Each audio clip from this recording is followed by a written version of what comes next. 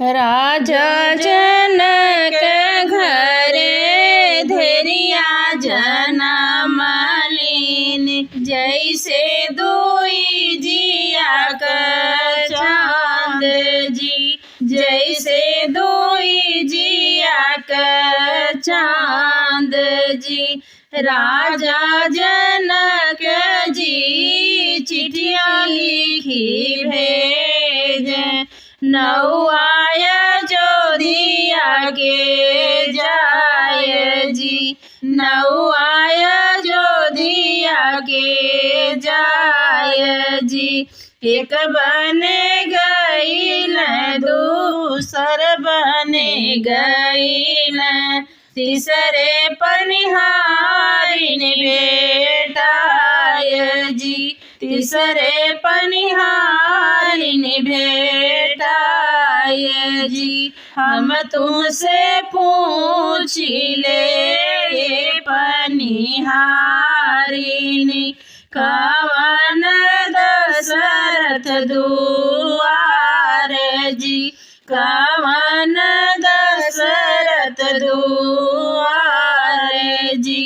दशरथ मंदिर चंदन के वाड़े, ऊंचे सिंहासन चढ़ी बैठ राजा दशरथ, वह हमें दशरथ दुआर जी, वह हमें दशरथ दुआर जी।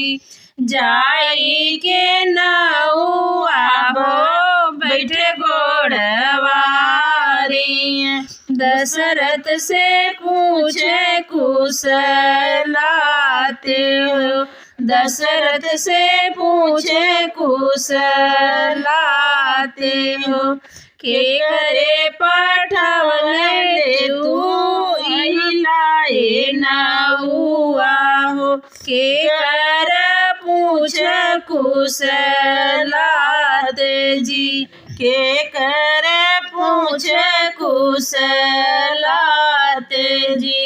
राजा जनक एक पतिया पठवल हो, रौरे घरे राम कुंवर जी, रौरे घरे राम कुंवर जी।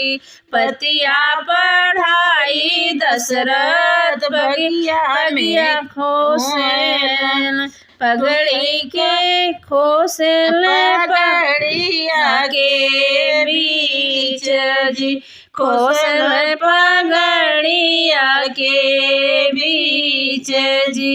भीतरा से निकरेली माता कौशल्या जी, भैली देवलिया धैले ठाड़ जी, भैली देवलिया धैले ठाड़ जी।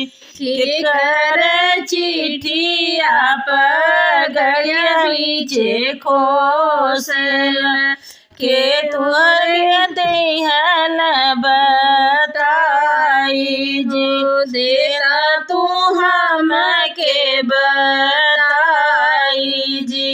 राजा जनक एक चिट्ठिया लिखी भेजे, तुरे घरे राम कुंवर जी, तुरे घरे राम कुंवर जी।